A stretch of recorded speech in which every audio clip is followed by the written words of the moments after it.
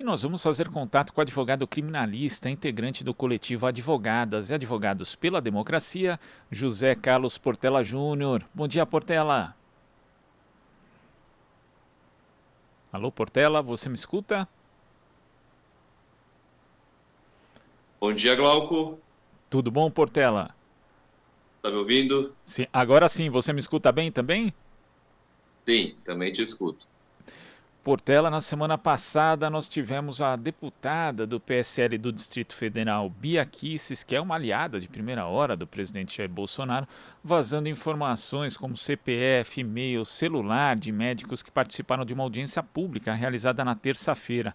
Ali na ocasião, inclusive, esses participantes defenderam a vacina contra a Covid-19 em crianças de 5 a 11 anos, postura que é contrária à que o presidente Jair Bolsonaro vem defendendo publicamente. O quão grave é esse episódio, Portela, e que tipo de crime incorreria a deputada ao vazar esses dados? A gravidade é absurda, né? Quer dizer, uma escalada de gravidade do que a gente vem vendo, né? Desde 2018 ou até um pouco antes, né? A partir do discurso do Bolsonaro, mas que após assumir o poder vai ganhando um corpo de monstruosidade cada vez maior, né? Então a gente já teve aí o próprio presidente Bolsonaro falando contra as vacinas, né? Continua insistindo nesse discurso anti-vacina agora na questão da vacinação das crianças e adolescentes. E vem agora essa bomba, né? Esse vazamento criminoso de informações, porque essas informações elas foram vazadas com o intuito de constranger esses médicos. E na minha perspectiva, isso configura tanto crime de responsabilidade, né, se confirmada a participação do Bolsonaro ou de pessoas a seu mando nesse vazamento, né, e também, ainda que não tenha tido participação direta no vazamento, mas o uso que se faz desse vazamento para fins políticos pode configurar crime de responsabilidade, passível de abertura de um processo de impeachment, e também crimes do Código Penal, né, crimes comuns, que nós chamamos, né, que são apurados pela Justiça, que seriam crimes de vazamento de informação sigilosa, está no Código Penal, e também o uso com o intuito de constranger essas pessoas, de ameaçá-las, também configuraria o crime de ameaça. Então, agora, mesmo diante disso tudo, a gente vê uma timidez das instituições, né, porque mais um crime é cometido pelo grupo do Bolsonaro, né, por ele ou por seus apoiadores, e as instituições simplesmente deixam passar, né, vamos usar a expressão popular, passam pano, mostrando que as instituições não são fortes, assim, né, como o discurso muitas vezes diz, né, nós temos instituições fortes, né, nós temos uma democracia consolidada. Isso é uma mentira, porque fosse mesmo isso, Bolsonaro já teria ou sofrido impeachment e também já estaria na cadeia, assim como seus apoiadores. Uma delas aí, a Bia Kicis, que já está sendo investigada pelo STF por participar de atos antidemocráticos, por espalhar fake news, né? E continua aí com seu mandato intacto e praticando todo tipo de crime.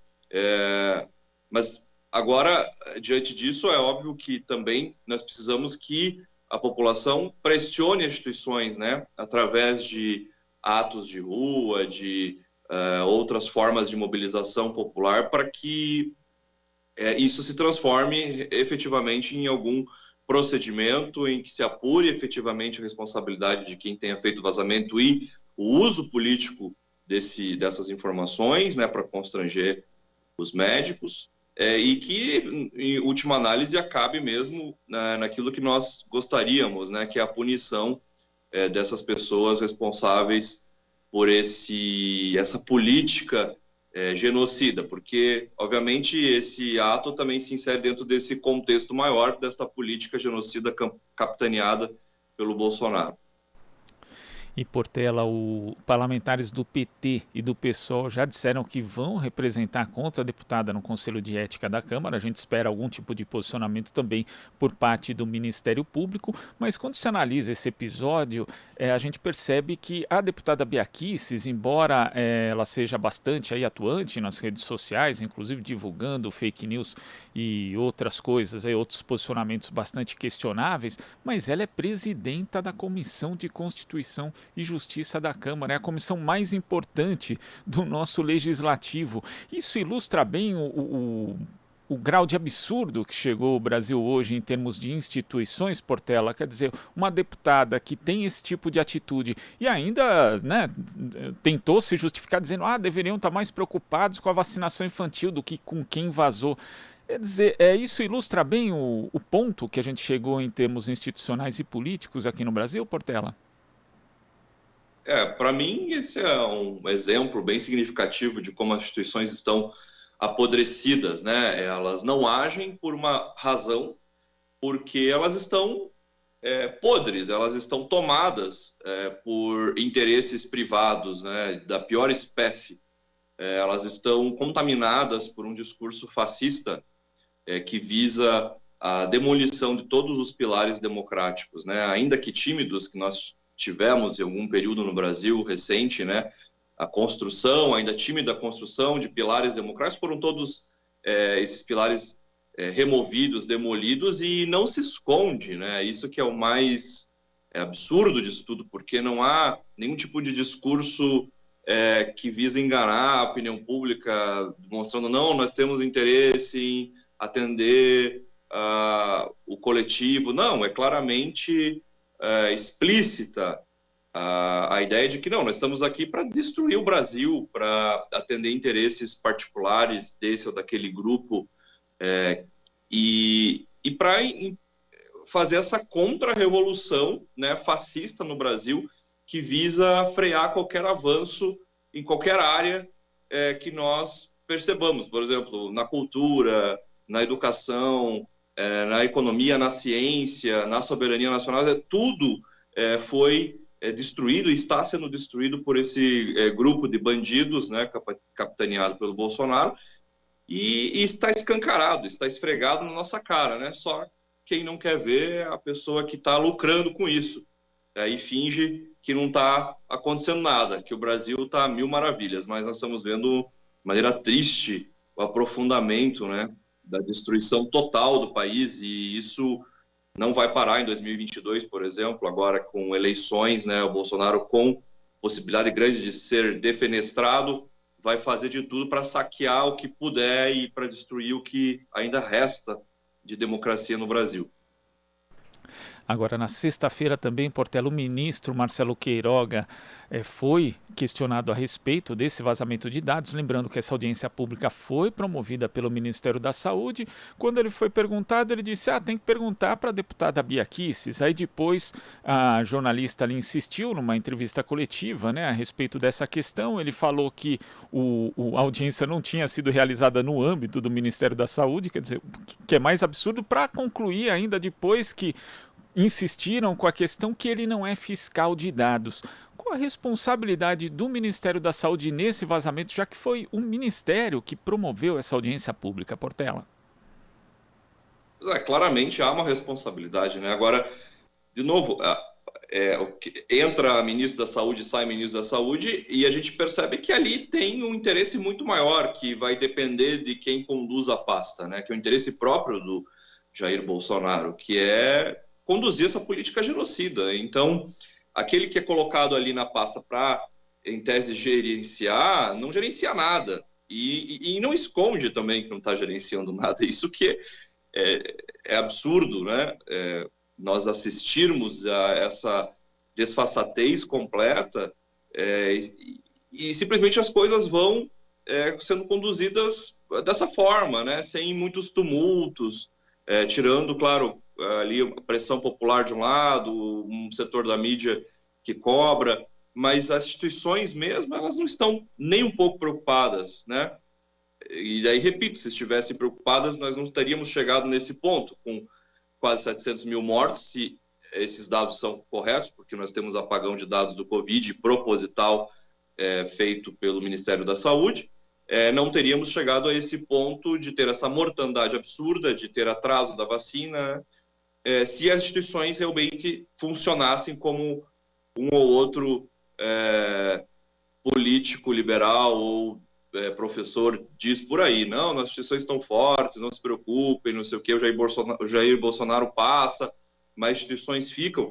Não é o que nós estamos vendo, né? O Jair Bolsonaro está passando e está levando consigo todas as instituições. E aí esse exemplo que você bem coloca do ministro da Saúde. Não é comigo, né? Não me importa, não sou fiscal de nada. Como se nada tivesse acontecendo e ninguém assume nenhuma responsabilidade. O Jair Bolsonaro vai passear, vai desfilar de jet ski na praia. O ministro da Saúde não está nem aí para o que está acontecendo na própria pasta. A deputada vaza informações, constrange médicos, coloca em perigo a vida dessas pessoas, porque a horda bolsonarista começa a atacar essas pessoas, sabem onde eles moram, sabem a vida dessas pessoas e nada acontece. A Polícia Federal não age, o Ministério Público Federal também se apequena. Está aí, claramente, o que nós tiramos de ensino disso, de lição, é que, sim, um fascista consegue destruir o país quando as instituições se apequenam, né? E está aí o exemplo claro para todo mundo ver. E nós tivemos também nesse sábado o diretor, presidente da Agência Nacional de Vigilância Sanitária Anvisa, o Almirante Barra Torres, reagindo às declarações de Jair Bolsonaro que colocam em dúvida a integridade do órgão, né, de pessoas que fazem parte ali da Anvisa. E ele disse o seguinte num trecho da nota, Portela: se o senhor dispõe de informações que levantem o menor indício de corrupção sobre este brasileiro, não perca tempo nem prevarique, senhor presidente. E aí aquilo, né, Portela, a CPI da Covid levantou indícios do cometimento de uma série de crimes, tanto de responsabilidade quanto de crimes comuns que teriam sido cometidos pelo presidente Jair Bolsonaro. Nessas declarações dele também em relação à Anvisa, teria aí o indício de outros crimes também, de outros delitos, no caso ele tenha conhecimento de corrupção na Anvisa, de prevaricação ou de crimes contra a honra, já que ele está atentando ali contra pessoas que trabalham no órgão? Exatamente, né? A gente não tem uma legislação ainda que regule a questão das fake news, né? Tem na questão eleitoral, mas não temos uma legislação macro, né, que regule em todos os campos a questão da fake news. E mais uma fake news do Bolsonaro, né, de fazer essas acusações infundadas para distrair o seu grupo de apoiadores, né, para demolir também esse serviço como uma forma de jogar o público contra as instituições que ainda tentam colocar algum freio nessa loucura toda.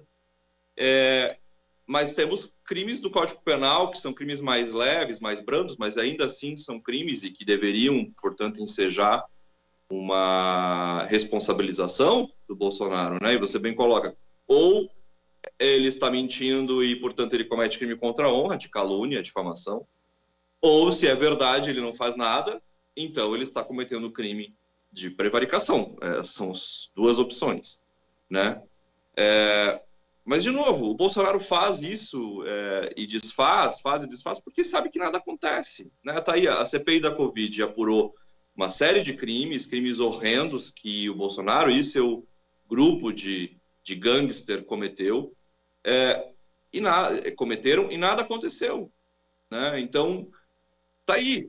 E aí, qual é o sentimento que passa para os cidadãos, né? De impotência, né? Quer dizer, se esperar algo das instituições é algo, assim, ser uma poliana, porque as instituições já deram mostras que não vão fazer nada, né? Mesmo diante de uma avalanche de indícios de crimes de todos os tipos. Então, o outro caminho seria, né, e é tanto mais difícil, mas ainda é um caminho que nós acreditamos, que é da mobilização popular, né, nas ruas, cobrando, indo para cima das instituições, constrangendo as instituições, né? E é cansativo, sim, porque às vezes tem retrocessos nisso, também tem ganhos e retrocessos, mas contar com as instituições já podemos ver que não há possibilidade. né? 2022 é o ano eleitoral, o Bolsonaro vai atacar com toda a força, vai talvez intensificar esse discurso fascista para deixar um legado, caso ele não ganhe as eleições, né? Um legado que vai nos assombrar por décadas, e vai deixar claro para nós todos esse ano eleitoral de que as instituições realmente falharam, e falharam miseravelmente, né? E isso elas vão ter que carregar com elas.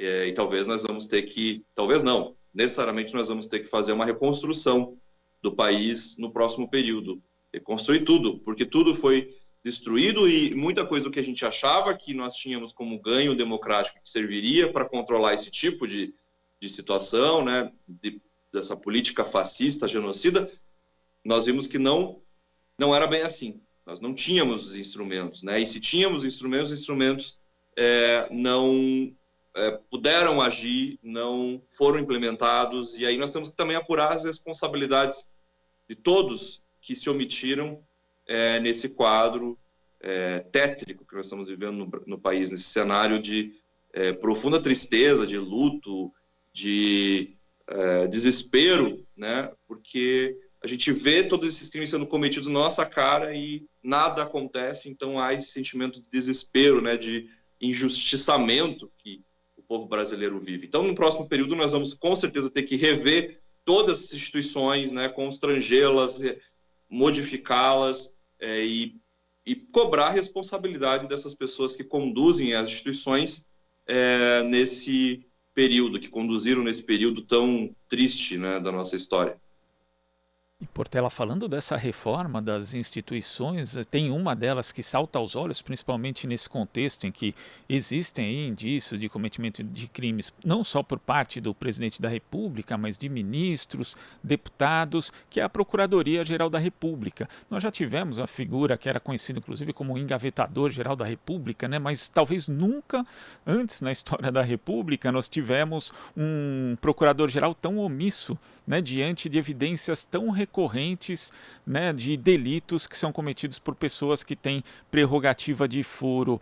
Portela, você acha que é preciso discutir essa questão da Procuradoria-Geral da República, da escolha do Procurador-Geral, ou na verdade a gente tem um problema bem anterior que começa ali no ingresso, na própria carreira do Ministério Público e na formação jurídica que tem sido dada no Brasil nas faculdades de Direito?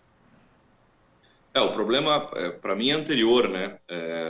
É claro que existe um problema também na escolha do chefe do Ministério Público, e aí nós temos aí o exemplo claro do atual Procurador-Geral da República, mas o problema é anterior, porque nós temos um conjunto todo dentro do Ministério Público, e salvo raras exceções, e são raríssimas exceções mesmo, porque eu conheço bem de dentro o sistema de justiça, um conjunto todo de promotores e promotoras que se filiam a um discurso autoritário, né? Então tem uma questão aí que é da própria Constituição, de como se conforma o Ministério Público, seja desde do ingresso na carreira, dos inúmeros penduricalhos, dos salários altos que atraem pessoas para essa carreira por interesses puramente classistas, privados, não são interesses republicanos, interesses que têm a ver da defesa da soberania nacional, dos direitos humanos, da democracia, não, são interesses classistas. Isso ficou bem claro com o pessoal da Lava Jato,